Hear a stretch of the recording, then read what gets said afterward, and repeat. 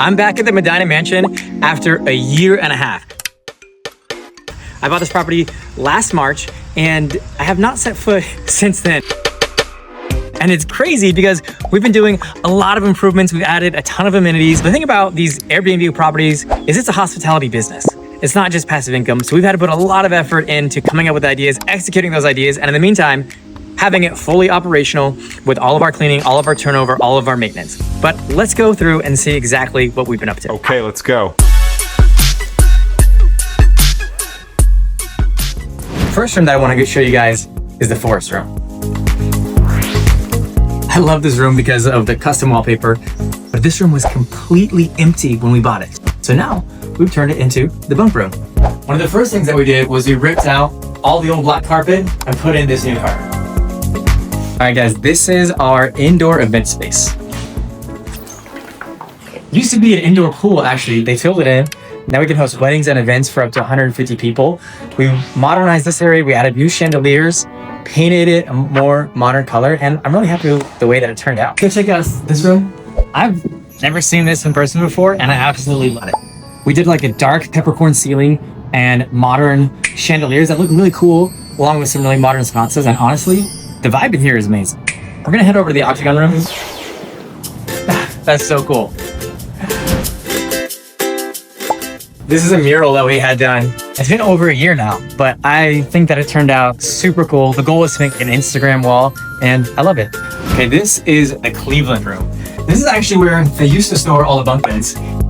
And what we've done since then is painted everything orange. We've got this customized Cleveland mural, which I absolutely love. And we've just created a lot more of a fun theme. We upgraded to a king size bed. We got some custom Cleveland artwork, some side table for practicality, a desk. We're also gonna be doing very immersive sports themed that are local to the area coming up very soon. Luckily, we didn't have to do much to the master bedroom. Not a lot's changed since then, so let's keep going. Now we did do a lot of improvements to the princess room or the bridal suite. Come check it out.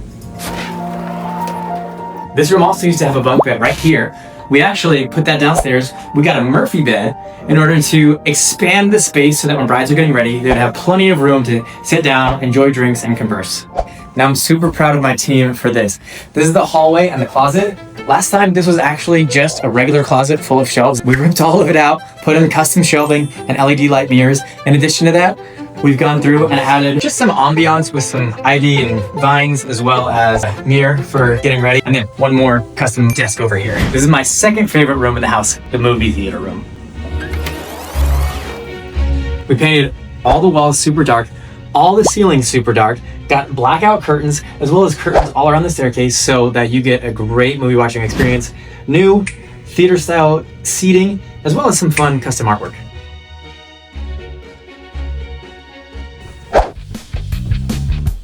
So we're in the kitchen right now. It hasn't really changed all that much. It was already a very beautiful kitchen. So let's check out the pool room. I love this room.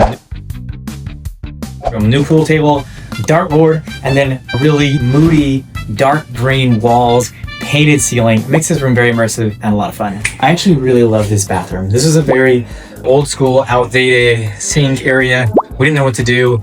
We ended up painting the walls super dark, hiring a muralist to turn it into more of an experience. We leaned into the dark theme to save some money and just did modern gold fixtures. Well, we caught a mid-project, but I want to show this to you guys. This is our outdoor ceremony wedding space. We've got the pavers here that we're gonna do artificial turf. And then we have a really cool altar that sits over the lake. Follow me to the pickleball court.